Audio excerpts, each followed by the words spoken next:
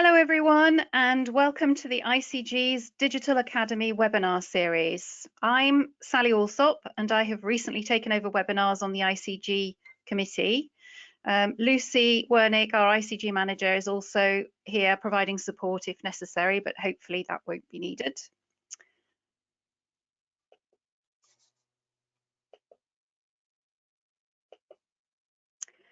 So, in today's webinar, you're going to be hearing from Chantal Cornelius from Appletree Marketing.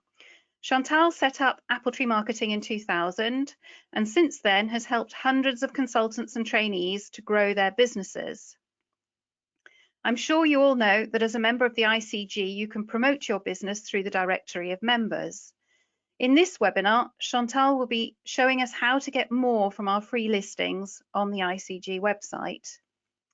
You'll also have a chance to ask her questions, and Chantal is breaking from tradition here a little bit, so she's going to talk to us for a little while and then she'll give us an opportunity to ask a first set of questions, and then she'll be finishing off her presentation with a possibility to ask more questions at the end. So please do put your questions in the question box as we go through the webinar.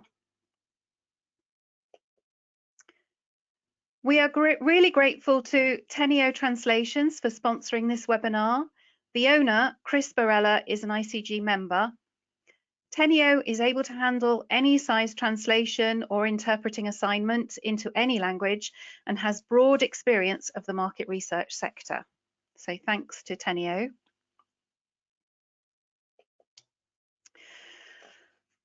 The next webinars are now showing on your screens, hopefully.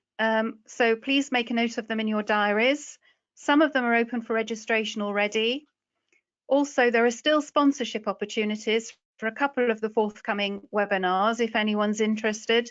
This costs £100 for a lot of exposure on our website, mailers and social media, and of course on the day.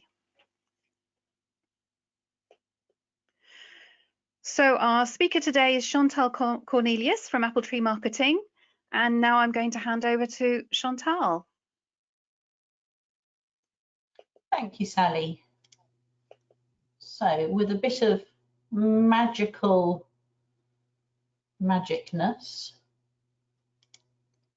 there we are. Hopefully you can all now see me and you can see my screen. Can I just do a quick check? Sally and Lucy, can you see what you should be seeing?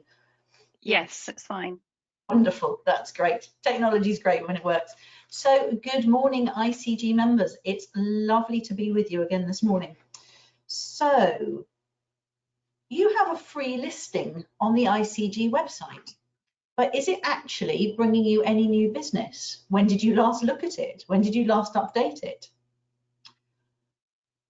What I'm going to be talking about this morning is how to get more from your listing on the ICG website. And what I've done is I've reviewed a number of profiles. We had some very brave volunteers who I hope are on this call today. And I had a look through them all, and I'm going to share with you some tips and ideas to help you get more from your profile so that people can find you and that potential clients can get in touch, and that hopefully they can start actually asking you for some work and some help. So as Sally said, I'm Chantal Cornelius from Appletree Marketing, and I've been involved with the ICG for a little while now. It was actually one of my previous clients, Martin Hollis from Research Insight, who is now retired off to the lovely West Country. But Martin introduced me to the ICG a while ago, and I've run a number of webinars helping with marketing. And then last September, I actually spoke at the AGM in London and we talked about LinkedIn. So today is all about you and about your ICG website profiles. And what I'm going to do is take you through 6 main areas. So as I was going through the profiles that I'd been asked to review, I looked at where I thought there were issues, where I thought improvements could be made. And these are the main areas. For those of you whose profiles I've reviewed, don't worry, I've only picked up on the good stuff from your profiles, but you are going to be appearing over the next half hour or so on some slides, because I wanted to use the profiles that I've reviewed to show what's good. to show some best practice so that everybody can then go away and review their profiles and make some changes. Because if you haven't looked at your profile for a while, now is definitely a good time to do it. So that's what we're going to go through in this session. So the first thing to be looking at are, so this is what you see when you go onto the ICG website, onto the directory, and you search for somebody. And what I actually did here is I searched for both Iris and Lisa by their first name. And the boxes that you can see with the gorgeous smiley photos and the wording underneath, this is what somebody will first see when they look at your profile. So the very first thing you need to think about is the photo. Now, both of these two, I love these because they're really lovely smiley photos. They look like they've been professionally taken. I don't know if they have, but they look like they have. And they certainly haven't, they don't look like somebody, you know, when you've got the iPhone out here, the camera, and you're trying to take a photo of yourself, and that looks a bit odd. So if you don't have a decent photo, that's the first thing to be looking at.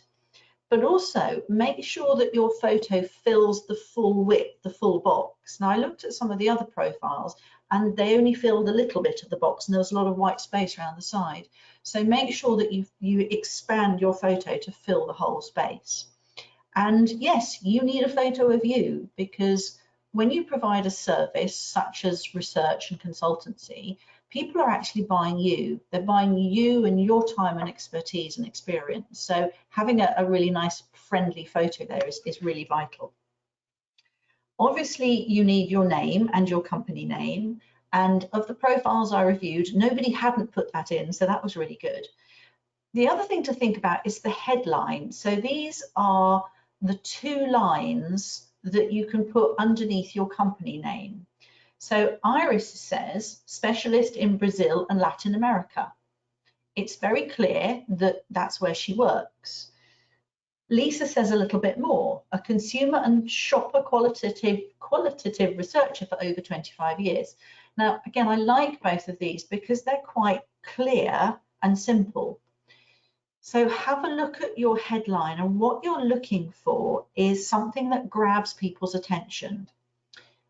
There are, I can't remember how many members there are in the ICG, there are quite a lot of people. And if it's not clear what you do or why somebody should click on your profile and go to look in for more detail at what you do, they're not going to do it.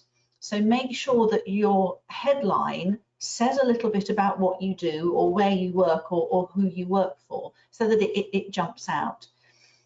And one thing that you could do is look at other people's profiles. So if you specialize in a certain area, you could search for other people who do the same and see what their profiles say, just to make sure that you're saying something different, so that you're saying something that stands out. So that's the first thing to look at. And as I said, this is what appears when somebody first searches for you and your profile first appears. It's literally just that photo and the blue box underneath with the wording in. The next bit to look at is your logo. And so when somebody clicks on your photo, this is what they next see. This area here. So over on the right hand side, and Soti's done this really well, because he's actually, I think he's the only person of these 6 or 7 profiles I reviewed, he's the only person who's actually included his logo in his profile. So everyone else had their photo on the right hand side. So the photo that is on the front comes through onto this page as well. But above it, there's an area to put your company logo. If you have a company logo, it is absolutely worthwhile putting it in there. And again, it will make your profile stand out. It'll help make your profile look professional. It'll help make your business look professional. So make sure that you put your logo in there. If you don't have a logo for your business, then I would strongly recommend that you get one. Now, it depends on the name of your company, but you could create a logo that is just words based on your name or the name of the company. You don't have to spend an absolute fortune on it.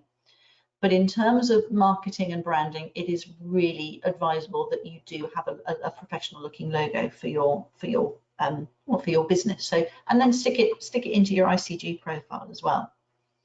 And as I said, it goes on the right hand side up above the photo. The next area to look at is, next slide, is the services section. Hello, Graham. Graham Booth did a really nice job here. I like Graham's profile here, because the services section is, so this is the first bit of copy that anyone will see when they look at your profile. So you've got your contact details on the right hand side, and all of the other information appears on the left hand side. What I noticed with quite a few of the profiles that I looked at was that the services section was very, very short. It might have just had one line in it, we do such and such, or there might have been some bullet points. And what I like about what Graham's done here is he's included some of his major clients. So he's worked with Aviva, William Grant Distillers, TENEO. So it's giving people who look at his profile an idea of whether or not they're the sort of client that he'd like to work with. He's also included in there some details about the types of methodologies that he uses. So you're not looking at writing an essay here, because you want to grab people's attention and you want to give them a flavour of what you do. So in that sense, bullet points are really good, because you can sort of highlight the areas, but I wouldn't just have a great long list. I did see some that was just a great long list of bullet points. That's quite difficult to read. So a mixture of bullet points and a couple of paragraphs would be ideal. The key thing to be thinking about here is, what is it that makes you different? So why would somebody actually work with you rather than one of your competitors? And you need to think as well about your USP, your unique selling point. So what is it that makes you really different? As I said, it's quite a competitive industry that you're in, with lots of you doing the same thing. So have a think about who your ideal clients are, and yeah, what it is that makes you different. And I'm just going to have a quick nose at, yeah, so some of the other profiles that I looked at, some of them actually didn't have anything put in the services area. So that's the first thing to be looking at, because that's the first thing that a potential client is going to look at when they go onto your profile. They want to see it. The other thing to be thinking about is the benefits. So what are the real benefits of somebody working with you? Some of the profiles that I looked at just had kind of a list of features. It said, well, we do this, we do this, we do this, but it didn't really say which means that. So you might have potential clients who know all about research methodology and they know exactly what they're looking for. And if you've listed some of those methodologies in your profile, they're more likely to go, yeah, okay, interesting, I'll get in touch with this person. But if they may be new to research, they don't understand all the jargon, make sure that you don't put too much jargon into your profile, but that you tell people what the benefits of working with you are. And my favorite 3 words for this are which means that. So you might say, I'm a specialist in quantitative research, which means that I can offer my clients X, Y, Z. So using which means that turns a feature into a benefit, and benefits much, much more useful. So at that point, so those are my first 3 areas that I wanted to cover. So the initial screen, which has your photo, name, company and headline, that's really important. Your logo, make sure that's in there, and then the services section. So do we have any questions at this point while I take a quick drink of water?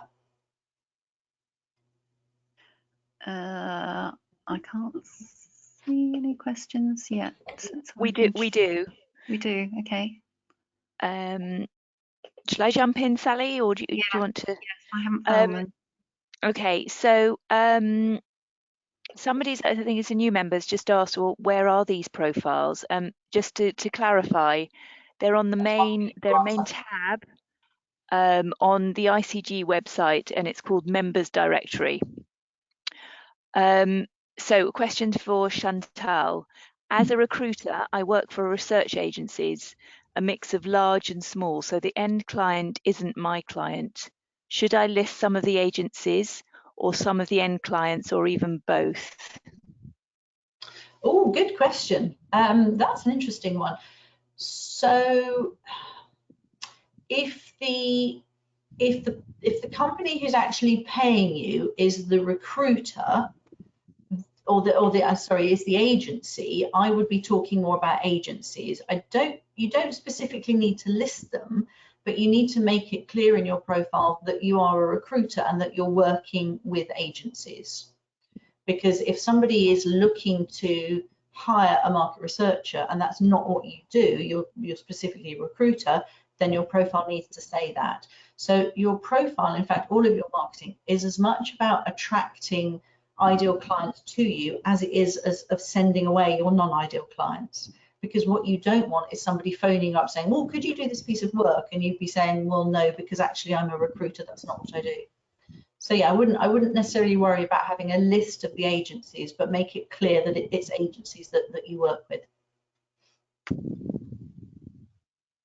Now, there are a couple of technical questions. Or comments. My ICG profile doesn't have this layout, and where are these profiles online? And my profile doesn't look like this. Lucy, I'm just wondering whether you need to answer that one. Well, Chantal's got her background logo on the slides. That might be throwing yes. What it looks like. Yes. The apple is Chantal's slide. Yeah. So what I've done, I don't know if you can see my mouse moving, but what I've done is I've taken a sort of, I should have put I'll do that next time. I'll put a boundary, a border around it.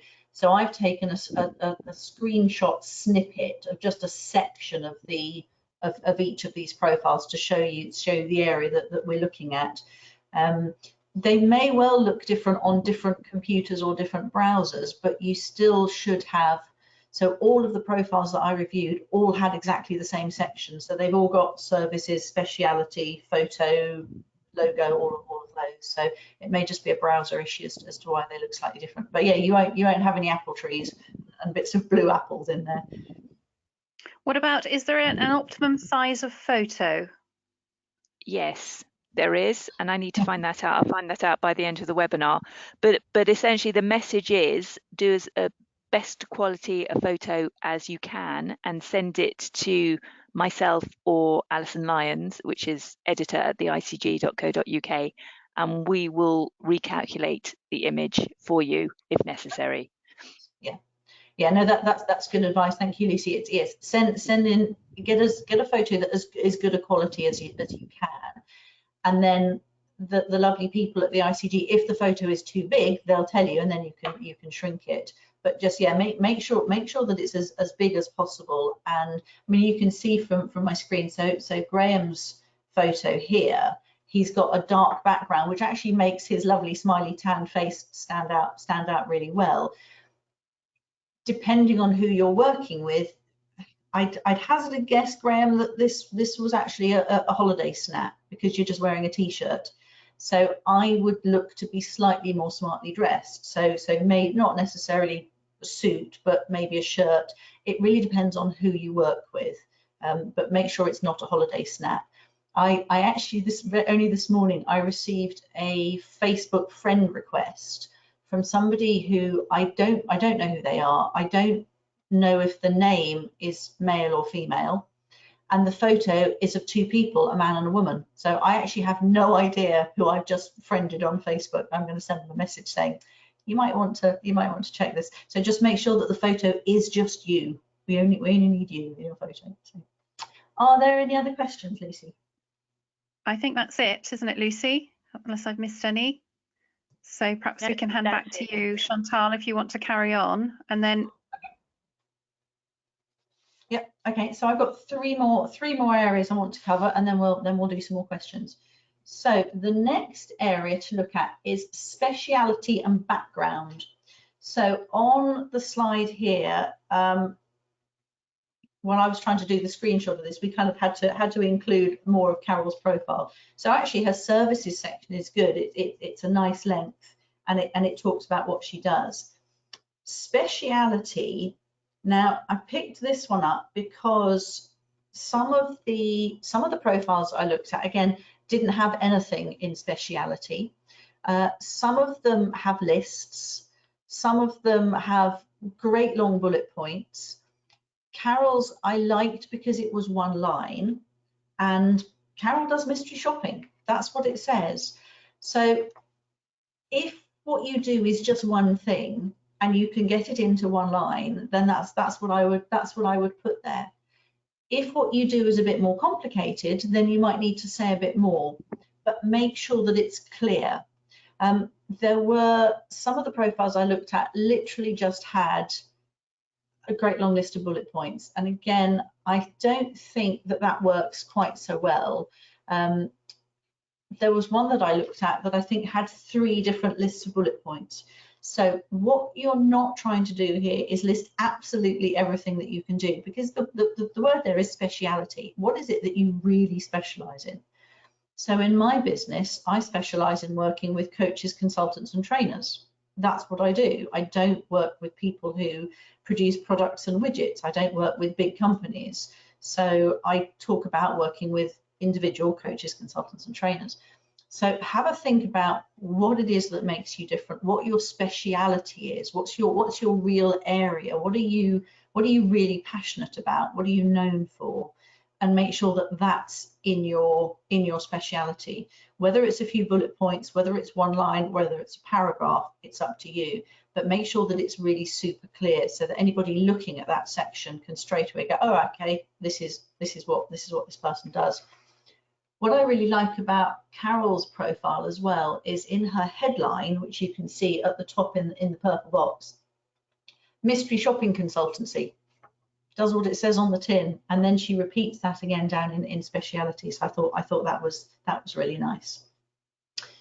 The background section is what comes just below speciality, and again, I like what Carol has here because she talks about her background. She talks about where she came from and what she's done, but it's all related to mystery shopping. There were some profiles that I looked at which looked a little bit like reading a CV. So what you're looking for here is relevant background. So for example, I've been running my business for nearly 20 years. Before that, I worked in marketing jobs for some different companies. But before that, I was a riding instructor. So I wouldn't talk about being a riding instructor in this sort of profile. I'm not sure it's even listed on my LinkedIn profile. So make sure that the background that you're writing about is relevant to what you do now. You could say in there how many years you've been in business, how many years you've been specializing in what you do. Now, obviously, if you're quite new to your business, you need to say that I've been running my business for 2 to 3 years or however long, but also then list any background that's relevant. If you don't have any background that's relevant, don't put anything in there. It doesn't matter. You'd be better off not saying I was a riding instructor than confusing people. The other thing that is really important, I think, for all of these areas is, so a lot of the profiles I looked at were very much about the person. So it was all about them, and you do need a certain amount about the people that you work with. So even though this section is called background, I think it's really important that you still talk about the benefits. So for instance, I've been in business for 20 years, which means that, those 3 little words again, which means that I can bring to my clients a wealth of knowledge and experience, etc., etc. So don't just write about you and how great you are. As I said, yeah, one of them, I'm just looking through my notes, one of them that I looked at was just a list of bullet points from a CV, which I found quite difficult to read. So I think a mix of bullet points and paragraphs, I think, is quite a nice mix. You've got quite a bit of space here as well, so don't think that you can only put in one line. You are allowed to expand a bit. So that's background. So the next area that I started looking at was sector, skills and services. So sectors first. So on the ICG website, when you load up your profile, I think there's a whole list of topics that you can choose from. because I think, and again, let me just check my notes. So yeah, all the profiles I looked at had bullet point lists. So I didn't check this. I'll check this in a little while with Lucy and Sally, but I think that you can select the sectors that you work in. So some of the profiles that I looked at, and this is Catherine's, and I like Catherine's because there are a lot there. I looked at some of the others and there were only 3 or 4. Now it could be that that's because these people really specialize in these areas. So you need to make sure that it's accurate. Please don't tick every box, because if you say, yes, I work in the automotive industry, and somebody gets in touch with you and says, right, automotive, and that's not what you can do, it's not going to look so good.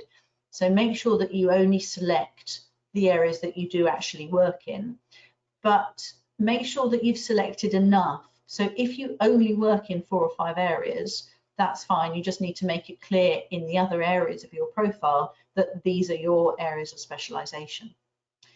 The reason for selecting some of the sectors is that on the directory page of the website, you can search for different sectors. So when I was searching for everyone's profiles for this session, I had everyone's names, so I just searched by name. But if somebody doesn't know you, or they're specifically looking for somebody who works in charities and not-for-profit, they can put that into a search box. And if you're one of the members who's ticked charities and not-for-profit, then your profile will come up. So have a think about the different sectors in which you work and make sure that they're all listed in this section.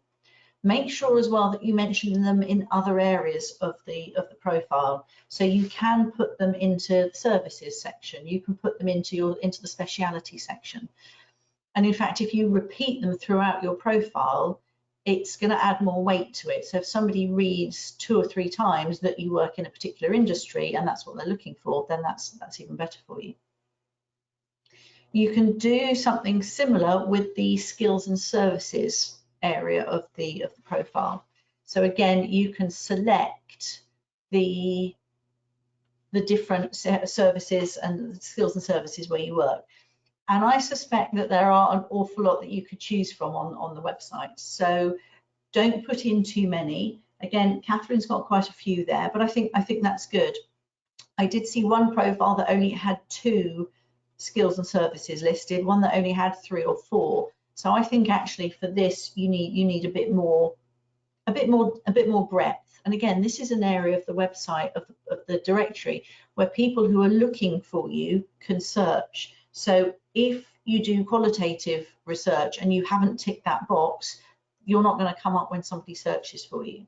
So have a look through the list that's available, and if there are any that are a little bit unusual that maybe not many other people are specialized in, then make sure that you've got those boxes ticked. Make sure that you're appearing. So the last area that I looked at was contact details. Alison, lovely, it's all here. So you've got the various sections that you can fill in for your contact details. Now again, the photo comes through, so this actually appears on the right hand side of the screen. So it's the photo that appears at the front and then it comes through here as well. All of the profiles that I looked at had a phone number, which is great. Some only had a mobile, some had a landline as well. That's absolutely fine. It's however people can get in touch with you.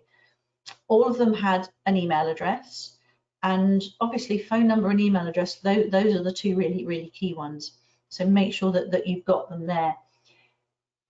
My suggestion with email addresses is that you use something that's linked to a domain name. So my website is appletreeuk.com. So my email address is chantal@appletreeuk.com. I do have a Gmail account as well, but I don't use that for business.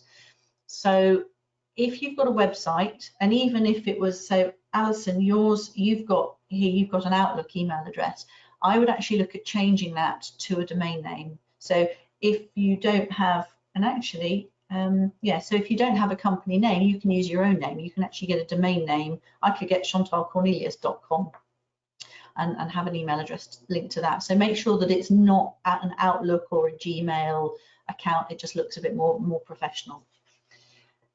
There's the option to put your Skype name into the contact details if you want to. More and more people are using it, especially now. There's a new feature being added to the profile section, which means that you'll also be able to add your website address. Now, we're not sure when that's going to be available, but the team at the ICG will let you know when that's available. All of the profiles I looked at actually had a physical address too, and actually I think that's quite useful, because if somebody's looking for a researcher in a particular area of the country, they want to know where you are. Generally, I guess you could work with people anywhere in the country, anywhere in the world, but I think it is quite useful to have your physical address there. There's also the option here, sort of halfway down under social media, to put in links to your social media. Most of the profiles I looked at had LinkedIn and Twitter. If you're not on Twitter, don't worry about it, but you definitely need to be on LinkedIn. And if you're on LinkedIn, then make sure that you have the link here. And it's just this little, it's the little LinkedIn icon, but when somebody clicks on it, it goes through to your LinkedIn profile. There was one profile I looked at that didn't have a LinkedIn link, so I would suggest that you check, make sure that you're on LinkedIn and make sure that you've got that box ticked so that people can find you. Now, one thing that interested me is that all of the profiles I looked at, nobody actually said where they're based. So this is down below social media on the profile. And I do think it's worth putting something in there. Now, obviously, you've got your address, but I would still put some wording in there. And I would probably say based in the UK, based internationally, or based in the UK working internationally, or whatever you want. Wherever there's a section on the profile that you can put something in, put something into it. That's what it's there for. And the other area that you can put information into is regions. And this is why I really like Alison's profile, because she's got a whole load of regions listed here, including, I've just noticed, North America and Australasia. Quite a few of the profiles I looked at didn't have anything listed at all for regions. And yet this is another area of the members directory where people can search for you. So if somebody is specifically searching for North America, Australasia, then if you've got those ones ticked in your profile, then you'll come up. There's one other area that doesn't show up on Alison's profile because she didn't have anything ticked, but you can also specify which languages you work in. And Iris, whose profile we looked at right at the start of this session, has 2 languages. And I'm really sorry, Iris, I can't remember what they are. They're probably Spanish and Portuguese, given that you work in Latin America.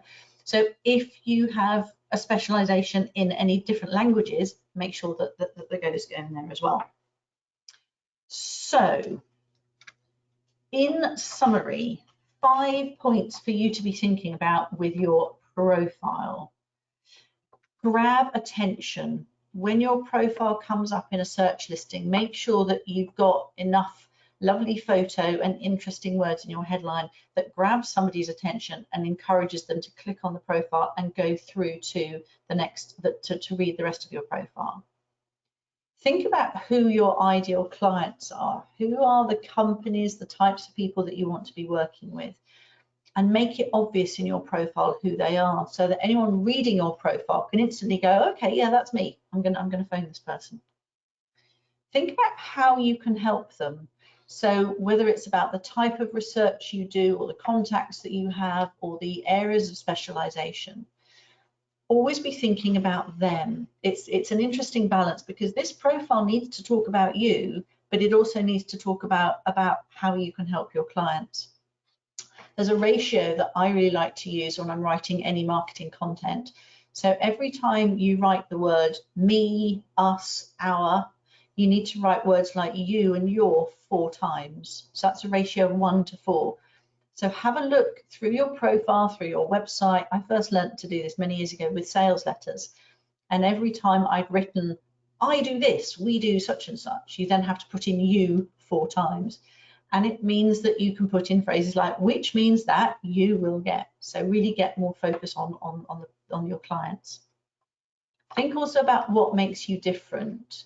what makes you stand out? Is it your background? Is it your languages? Is it your passion for doing a certain type of research or working with certain types of companies?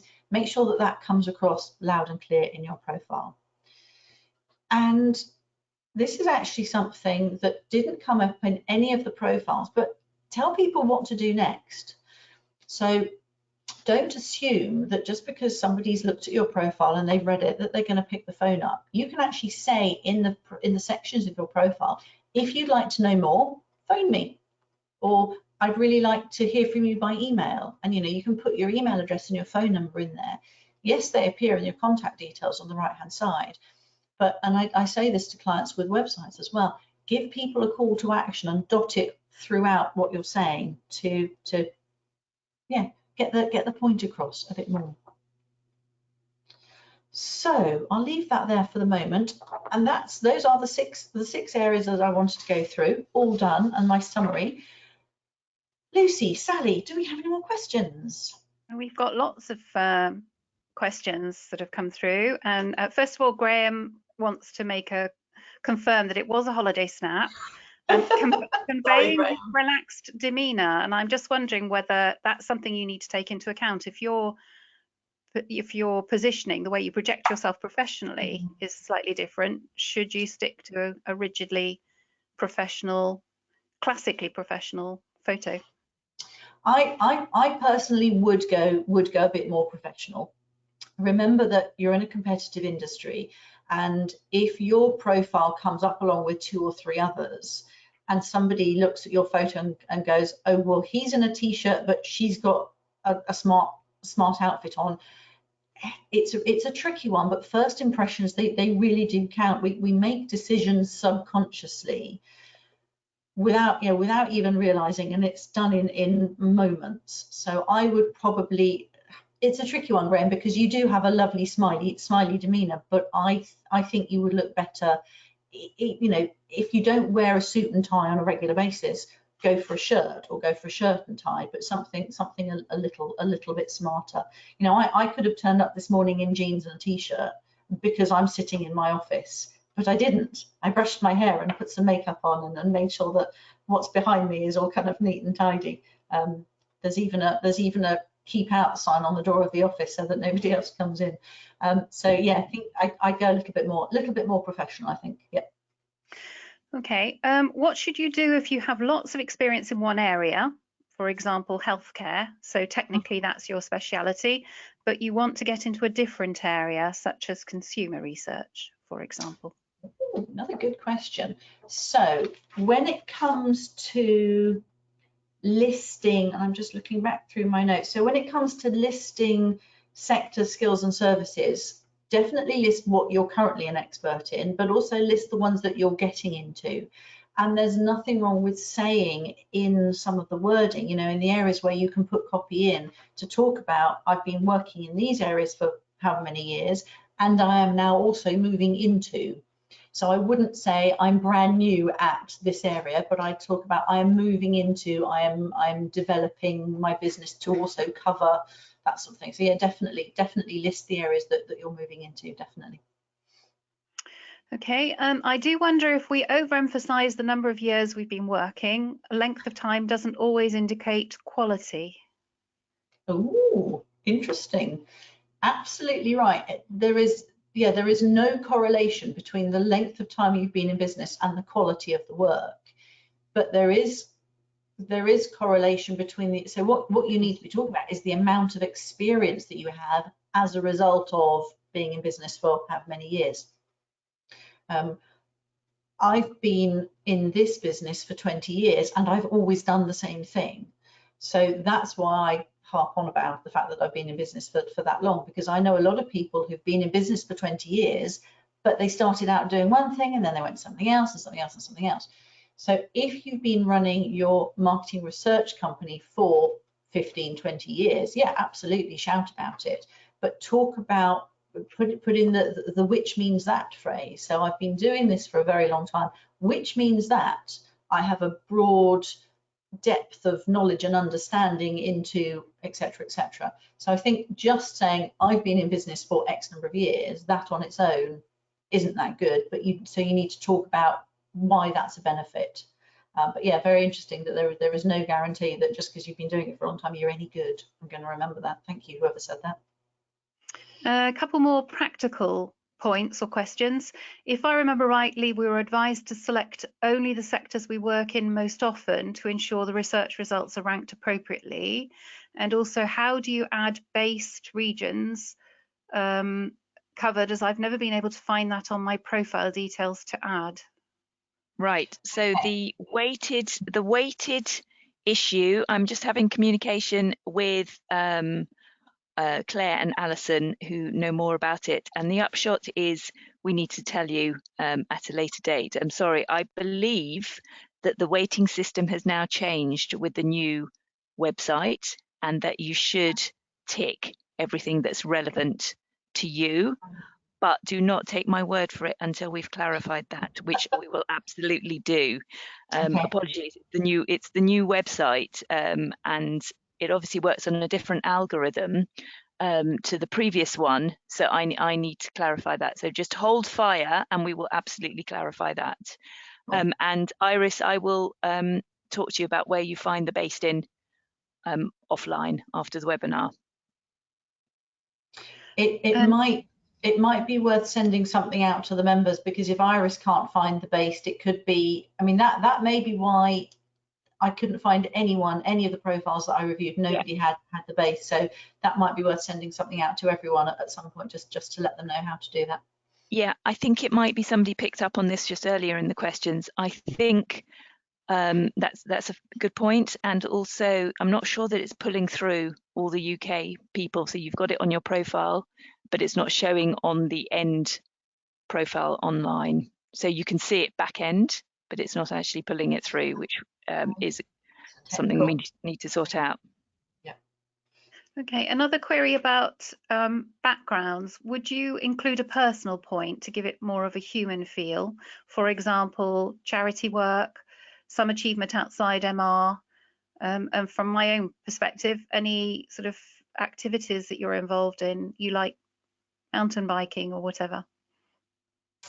That's another really interesting question. I don't think I would at this stage. I think it's too soon, and I don't think if somebody's searching for you through the directory, I don't think they're going to be looking to see what your hobbies are. I think that at this stage they're much more interested in your business experience.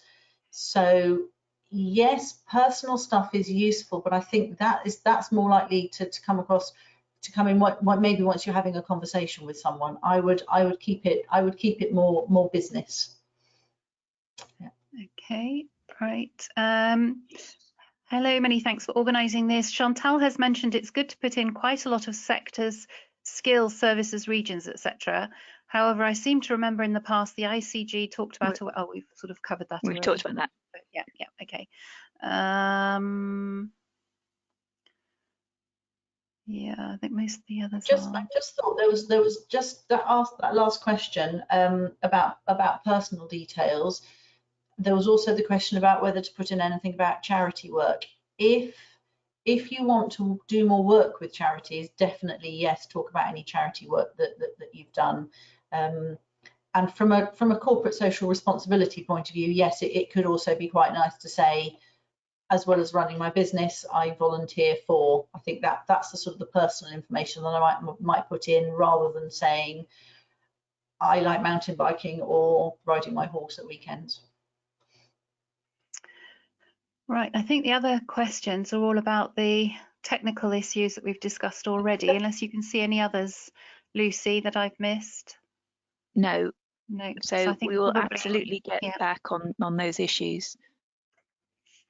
Right, so unless anybody's got any more questions, lots of words of thanks coming through, but I think we'll just add our own thanks to those and say thank you very much, Chantal, for all your excellent advice and tips today, and to all our ICG members for watching. We hope you've got some value out of it.